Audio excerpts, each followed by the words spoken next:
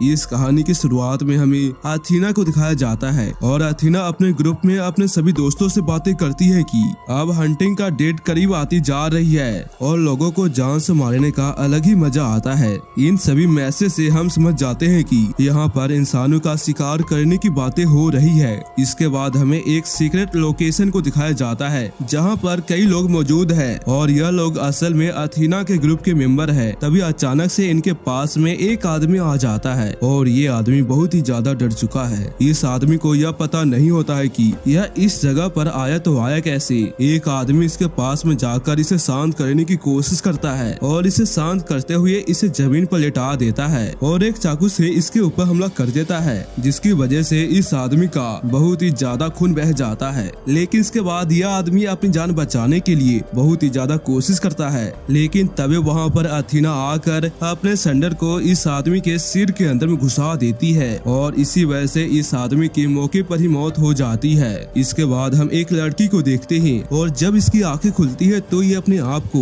एक जंगल में पाती है और इसके मुंह को एक बेल्ट से बांध दिया गया है। इस लड़की के अलावा वहाँ पर और भी लोग होते हैं जिन्हें इसी तरह से बांधकर इस जगह पे लाया गया है। इसके बाद हम एक खुली जगह में एक लकड़ी के बॉक्स को देखते हैं और इनमें से एक आदमी इसके पास में जाकर इसे ओपन करता है और तभी इस बॉक्स में से एक पिग बाहर निकल जाता है और इसी बॉक्स के अंदर में बहुत ही सारे हथियार थे और यह इन सभी हथियारों को ले लेते हैं और तभी एक लड़की को एक चाबी मिल जाती है और यह इस चाबी से सभी के मुंह के बेल्ट को खोल देती है। तभी अचानक से इनके ऊपर अंधाधुंध गोलियां चलने लगती है, जिसकी वजह से यह लड़की सबसे पहले मारी जाती है और यह फायरिंग कोई और नहीं बल्कि अथीना के ग्रुप के मेंबर कर रहे थे। इन्हीं लोगों में से एक आदमी यह नोटिस करता है कि यह फायरिंग बहुत ही दूर से हो रही है। तभी एक लड़की अपनी जान बचाने के लिए यहाँ से तेजी से भागती है, लेकिन तेजी से भागने के चक्कर में यह एक गड्ढे के अंदर में गिर जाती है और यह देखकर एक आदमी इसकी मदद के लिए इसकी ओर जाता है और यह देखता है कि यह एक ट्रैप है। लेकिन यह आदमी किसी तरह से इस लड़की को इस गड्ढे में से बाहर निकाल कर यह दोनों ही जंगल की ओर जाने लगते हैं ताकि यह अपनी जान बचा सके।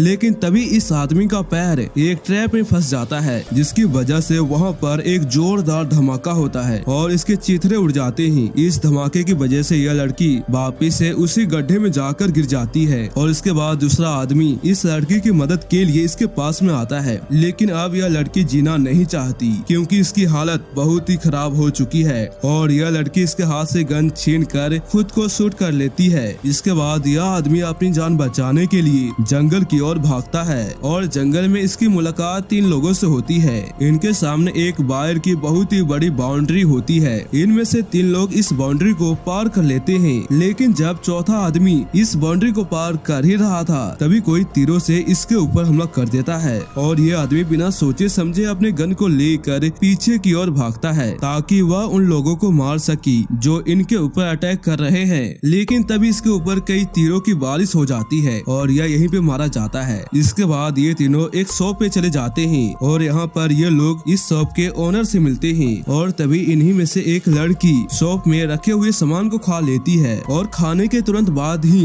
यह लड़की मर जाती है, यानी कि इस खाने में जहर है और ये देखकर ये दोनों ही डर जाते हैं और तभी इस शॉप के ओनर मास्क पहनकर अपने शॉप के अंदर में जहरीली गैस को फैला देते हैं, जिसकी वजह से यह दोनों ही मारे जाते हैं और इसी से हम यह समझ जाते हैं कि यह दोनों ही अथीना के ग्रुप के मेंबर हैं। और इसके बाद ये दोनों अपने शॉप को इस तरीके से साफ कर देते हैं कि यहाँ पर कुछ हुआ ही नहीं था और अब ये दोनों अपने अगले शिकार के तैयारी में थे। इसके बाद हम एक लड़की को इस शॉप के अंदर में आते हुए देखते हैं और इसका नाम कैसी है और यही इस कहानी की मेन कैरेक्टर है। कैसी इन दोनों से पूछती है कि यह कौन सी जगह है और कैसी उनसे सिगरेट भी परचेज करती है और जब ये दोनों उसे चेंज देते हैं तभी कैसी को इसके ऊपर शक हो जाता है, जिसके बाद कैसी किसी तरह से इन दोनों को जान से मार देती है। इसके बाद कैसी शॉप से बाहर आकर एक गाड़ी के नंबर प्लेट को हटाती है, लेकिन इसके पीछे एक और नंबर प्लेट है। इसके बाद वहाँ पर एक आदमी आ जाता है जिसका नाम गैरी है और इसके बाद कैसी गैरी के साथ में जाने लगती है और तभी यह दोनों चलते हुए ट्रेन के अंदर में चढ़ जाते हैं और इन दोनों को ट्रेन के अंदर में बहुत ही सारे लोग मिलते हैं। तभी गैरी कैसी से कहता है कि यह लोग अच्छे इंसान नहीं हैं, लेकिन कैसी इसकी बातों पर विश्वास नहीं करती। जब ट्रेन कुछ देर आगे जाती है तभी आर्मी के कुछ लोग इस ट्रेन को रुकवा देते हैं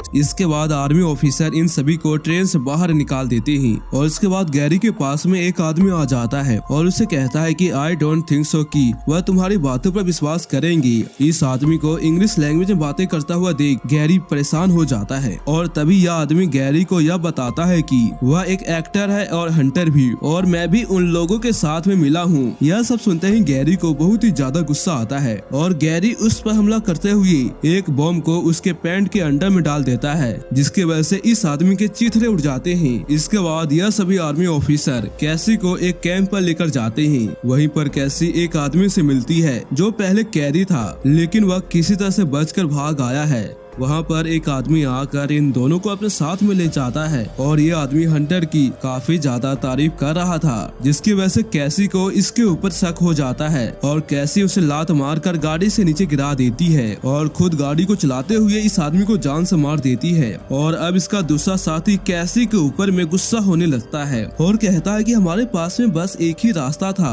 उन हंटर तक जाने के लिए। और जब ये दोनों इस गाड़ी के डिक्की को खोलते हैं तभी इन्हें गैरी की डेड बॉडी नजर आती है, जिससे यह समझ जाते हैं कि इन्होंने बहुत ही अच्छा काम किया इसे मारकर। इसके बाद हमें दोबारा से वही एरिया को दिखाया जाता है जिस एरिया में इन सभी को बंदी बनाकर रखा गया था और इसी जगह पर हम इन सभी हंटर्स को देख पाते हैं। इसके बाद हम कैसी और उसके साथी को देखते हैं और ये दोनों किसी तरह से इस एरिया में आ गए थे। इसके बाद ये दोनों इन सभी हंटर्स का ध्यान भटकाने के लिए एक पिक को इनकी ओर भेजते हैं, जिसके बाद कैसी इन सभी पर हमला करके इन्हें जान से मार देती है। लेकिन तभी एक हंटर कैसी के ऊपर हमला कर देता है और अब इन दोनों के बीच में एक लंबी फाइट होती है। इसके बाद कैसी किसी तरह से इसे भी जान से मार देती है और तभी वहाँ पर अथीना का फोन आ जाता है और अथीना इन दोनों के बीच में लड़ाई लगाने के लिए उससे कहती है कि क्या तुमने कैसी को जान से मार दिया, जिसकी वजह से कैसी को इस आदमी पर शक हो जाता है। इससे पहले कि यह आदमी कैसी को यह समझाए कि